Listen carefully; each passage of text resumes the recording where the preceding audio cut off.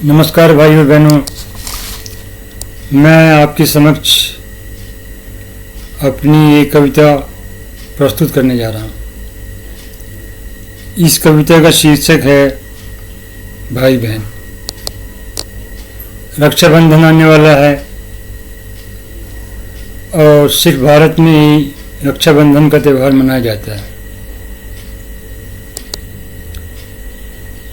और ये बहुत ही श्रेष्ठतम और महानतम बात है। पूरी दुनिया में किसी भी देश में ऐसा श्रेष्ठ और महान त्यौहार नहीं मनाया जाता है। इससे ये स्पष्ट होता है कि हमारे ऋषि मुनि बहुत ही महान थे।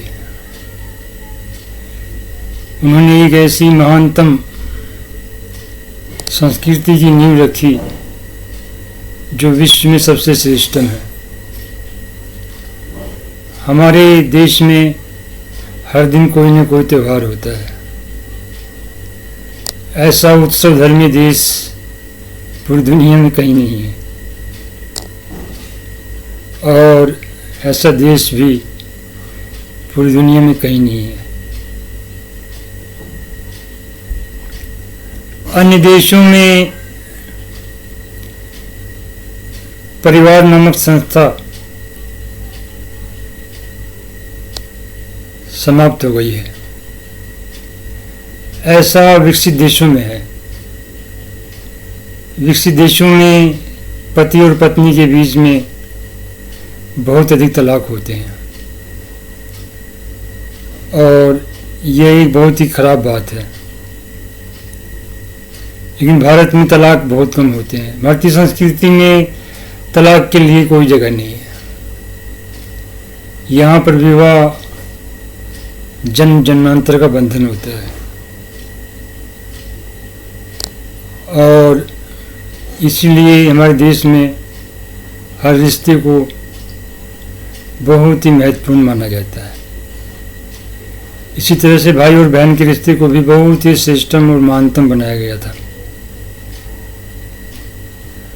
और इसीलिए हमारे ऋषि मुनियों ने इस त्यौहार को मनाने की परंपरा प्रारंभ की थी और ये परंपरा आज तक कायम है और सदा कायम रहेगी।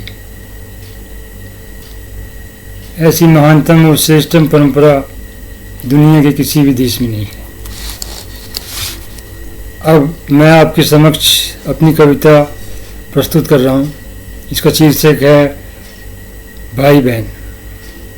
भाई बहन का पावन नाता सदा अमर हो जाएगा। देखो इस सूरज की तरह गगन पर वह तो छा जाएगा। भारत में रक्षाबंधन का त्यौहार मनाया जाता है। भाई बहन के प्रेम को अमर बनाया जाता है। देखो भाई बहन का रिश्ता तो बहुत ही पवित्र होता है। हमेशा रिश्ते में स्नेह सुधा का वास होता है। सावन के महीने में जब रक्षाबंधन का दिन आता है तब प्रकृति की किरणों की अविरलता का संदेशा लाता है। सिर्फ भारत में ही रक्षाबंधन का त्यौहार मनाया जाता है। भारत का हर त्यौहार बहुत सी सीख लेकर आता है। महान वेदों में परिवार को बहुत महत्व दिया जाता है। मानव की महान संस्कृति को परिवार ही संभालता है।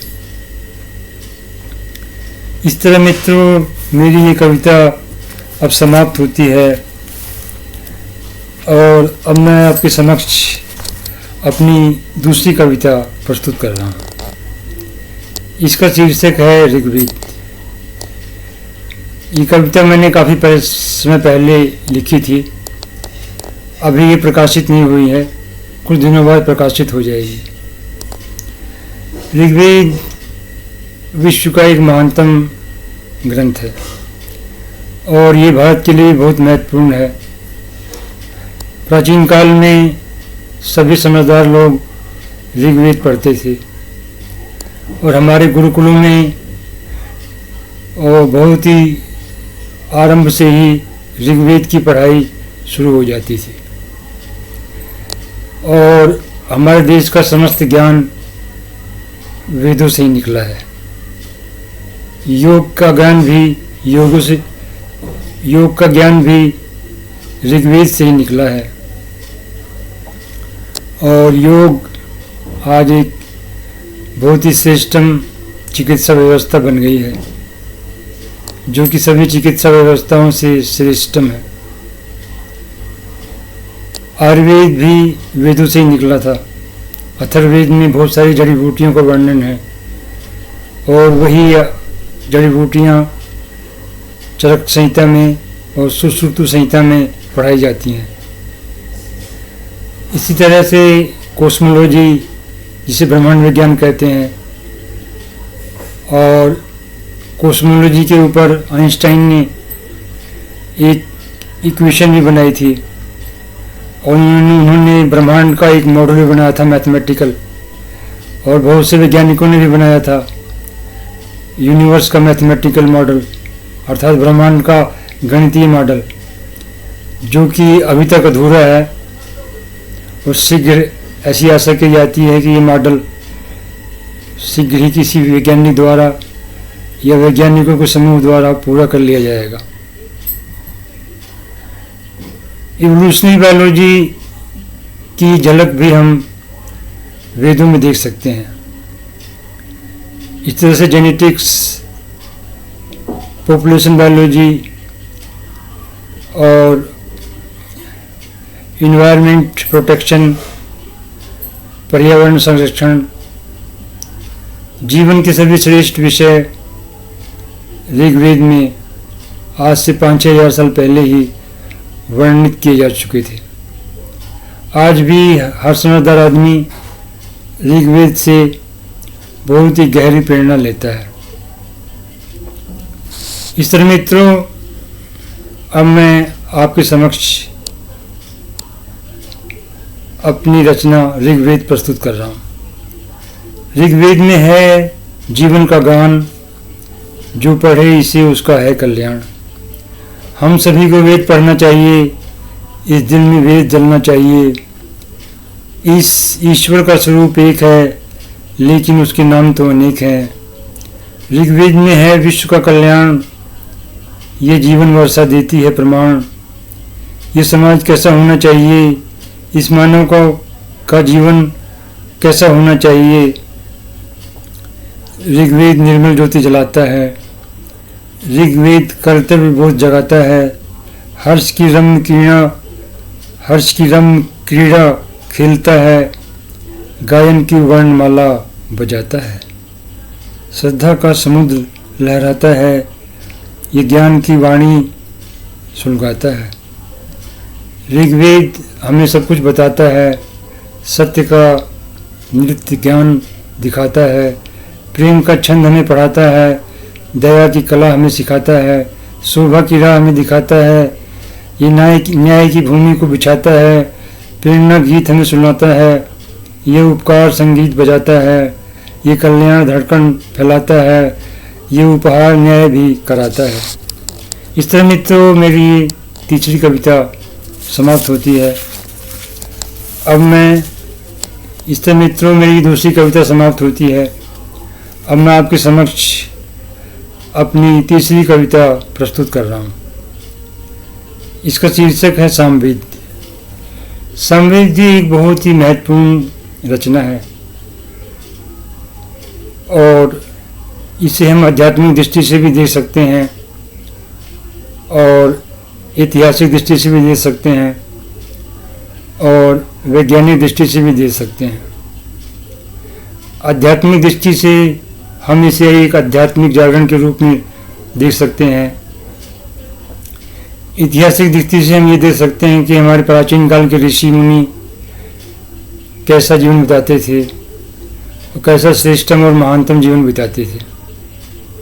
वैज्ञानिक दृष्टि से भी हम देख सकते हैं कि कैसा उसमें संगीत का विज्ञान था और संगीत कला उस वक्त कैसी थी और अन्य तरह की कलाएं और विज्ञान कैसा था, इसको भी देख सकते हैं।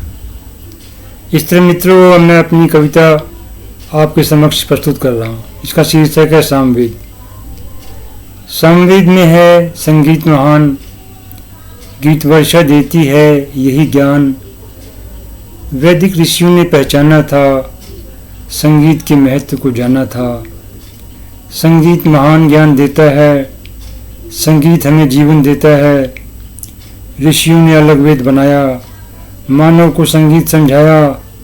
ये संगीत हमको बनाता है, सूक्ष्म से विराट हमें बनाता है।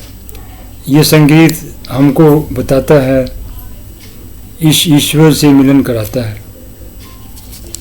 इस तरह मित्रों, मेरी तीसरी कविता समाप्त होती है। अब मैं आपके समक्ष अपनी चौथी कविता प्रस्तुत कर रहा हूँ। इसका शीर्षक भी है संगीत।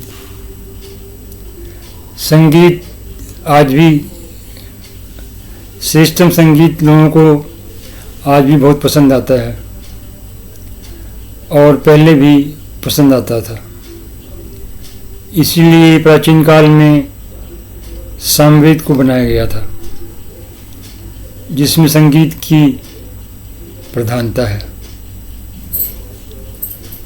और संगीत को मानव जीवन के आध्यात्मिक जागरण के लिए सामवेद में बहुत ही महत्वपूर्ण बताया गया है। आज भी संगीत मनुष्य का आध्यात्मिक जागरण भी करता है और स्वस्थ मनोरंजन भी करता है। इस तरह से दोनों रूपों में संगीत बहुत ही श्रेष्ठतम है और महानतम है। अब मैं आपके समक्ष अपनी कविता प्रस्तुत कर रहा हूँ। इसका शीर्षक है संगीत। संगीत स्वर को अमर बनाए, संगीत हर तरह का डर भगाए, संगीत बसंत रस बरसाए, ये संगीत जीवन रस फैलाए, ये संगीत सबको गले लगाए, ये संगीत सबको ही अपनाए, ये संगीत जातिवाद को भगाए, ये संगीत हर दुर्गुण को गलाए, ये संगीत स्वच्छता को फहराए, ये संगीत पवित्रता को लहराए, संगीत शीतलता को दहकाए। इस तरह मित्रों, मेरी ये कविता भी समाप्त होती है। अब मैं आपके समक्ष अपनी अगली रचना प्रस्तुत कर रहा हूँ। इसका शीर्षक है वेद। वेद बहुत ही महत्वपूर्ण रचना है। सारी दुनिया के समझदार लोग इसका अध्ययन करते हैं। कोई व्यक्ति इसमें से विज्ञान को ढूंढता है, कोई व्यक्ति इसमें अध्यात्म को ढूंढता है, कोई व्यक्ति इसमें काव्य को ढूंढता है, तो कोई व्यक्ति इसमें कथा को ढूंढता है। इस तरह वेद बहुत ही महत्वपूर्ण है और आज भी सभी समझदार लोग वेदों से प्रेरणा लेते हैं और उसी के आधार पर अपने जीवन को चलाने का प्रयास करते हैं। सारे संसार में वेद जैसी कोई रचना नहीं है। सारे संसार में वेद जैसी कोई प्रेरणा नहीं है। सारे संसार में वेद जैसी कोई विद्या नहीं है। सारे संसार में वेद जैसी कोई वीणा नहीं है। सारे संसार में वेद जैसी कोई साधना नहीं है। सारे संसार में वेद जैसी कोई उपासना नहीं है। सारे संसार में वेद जैसी कोई शिक्षा नहीं है। सारे संसार में वेद जैसी कोई आस्था नहीं है। सारे संसार में वेद जैसी कोई तपस्या नहीं है। सारे संसार में वेद जैसी कोई धारणा नहीं है। सारे संसार में उपनिषद जैसी कोई सफलता नहीं है। सारे संसार में वेद जैसी कोई सफलता नहीं है। सारे संसार में वेद जैसी कोई पवित्रता नहीं है। इस तरह मित्रों, मेरी ये कविताएं समाप्त होती हैं। अब दूसरी अन्य तरह की कविताएं मैं किसी दूसरे वीडियो में सुनाऊंगा। अगर आपको मेरी ये कविताएं पसंद आई हों, कृपया मेरे चैनल को सब्सक्राइब कर लें। मेरे वीडियो को देखने के लिए आपका बहुत बहुत धन्यवाद। भारत अमर रहे, भारत के लोग अमर रहें, भारत विकास करता रहे। वंदे मातरम। भारत माता की जय। नमस्कार।